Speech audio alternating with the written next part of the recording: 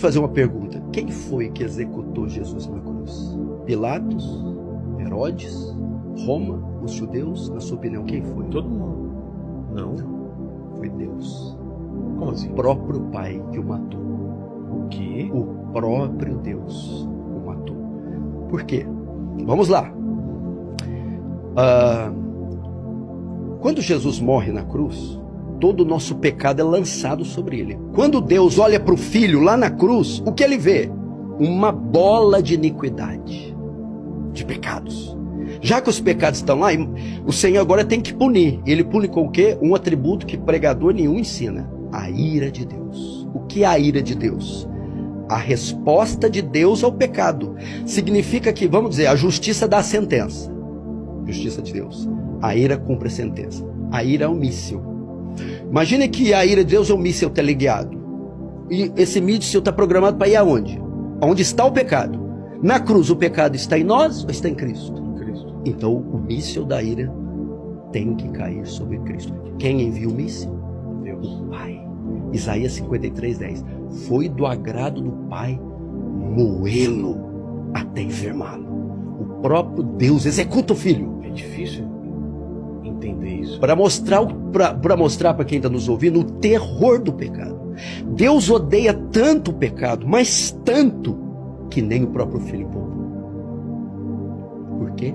Por causa da sua santidade. Outro atributo. Abacuque 1,13 diz, Deus diz, o profeta diz, tu é tão puro de olhos que não pode contemplar o mal.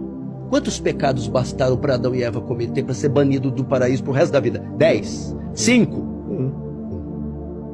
Porque o pecado, ele é contrário à natureza de Deus. O Senhor não pode ser conivente com o pecado. Agora você vai entender aquele salmo que você fala tanto. Aquele trecho. Elohim, Elohim, lama sabachthani. Ele brada na cruz.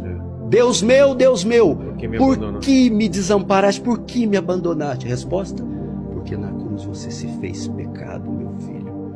Então, ele despeja a ira e mata o seu próprio filho. E com ele, todos os nossos pecados. Os pecados são pagos naquele momento. Aquilo, Vilela, não é um show de terror. Aquilo é uma demonstração de amor. O filho pegando todo o nosso pecado e botando nas costas. Eu suporto, traga-os, eu os compro, eu pago por eles. Mas o preço vai ser muito alto. Você vai ter que suportar a ira. Então ela veio. Imagina, para você ter uma ideia o que é a ira. Imagine um meteoro. 1 milhão de vezes maior que a Terra. Mais pesado que a Terra, vindo na velocidade da luz contra a Terra a 1 hora, e ela vai colidir com a Terra e vai transformar tudo em pó, e ela está vindo, e alguns minutos antes dela chocar com a Terra, um muro, 1 milhão de vezes maior que o meteoro, se coloca entre a Terra e o meteoro. Então o meteoro colide com o muro, e destilhaça, e faz o muro em 1000 pedaços, e aquele meteoro estilhaça, e nem o estilhaço toca na terra. Mas e o muro? O muro não aguenta, ele se desintegra.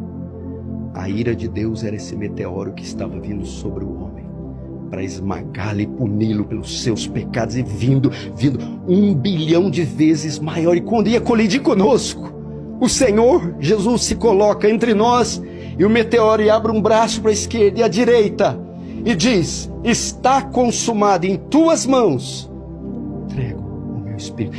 Então a ira de Deus caiu sobre ele. A Bíblia chama de cálice da ira. Nenhuma gota desse cálice caiu sobre nós. Mas e o filho? O filho não aguentou. Morreu. Jesus morreu. Jesus deu a sua vida. A única maneira de... Se a pena era uma pena de morte, eu teria que pagar com a vida para eu ser absolvido só com outra vida. Por isso Jesus morreu. Mas o Evangelho não acaba aí. Se falarmos só da morte, Por isso que o Mel Gibson até estava pensando em fazer outro filme, né? A continuação é o que eu vou falar agora. Resurrection. A ressurreição. Se ele fosse só homem, teria acabado ali. Mas ele também era Deus. E só um Deus poderia suportar a ira de Deus e no terceiro dia ressuscitar dos mortos. Foi o que aconteceu. Imagina o terceiro dia. Havia uma profecia. Foi trancada, foi colocada na tumba. Estava correndo um boato. E Herodes e Pilatos, sabendo disso, mandou redobrar a guarda daquele túmulo. Pode ser que eles vão vir tirar esse corpo e tal. Eu imagino que todo o inferno, até Satanás mandou todos os demônios, os soldados romanos. Vamos ficar naquela pedra, ele não pode sair de lá.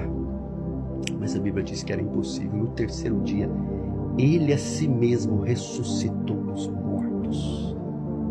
A pedra do sepulcro rolou de forma sobrenatural. Jesus ressuscitou.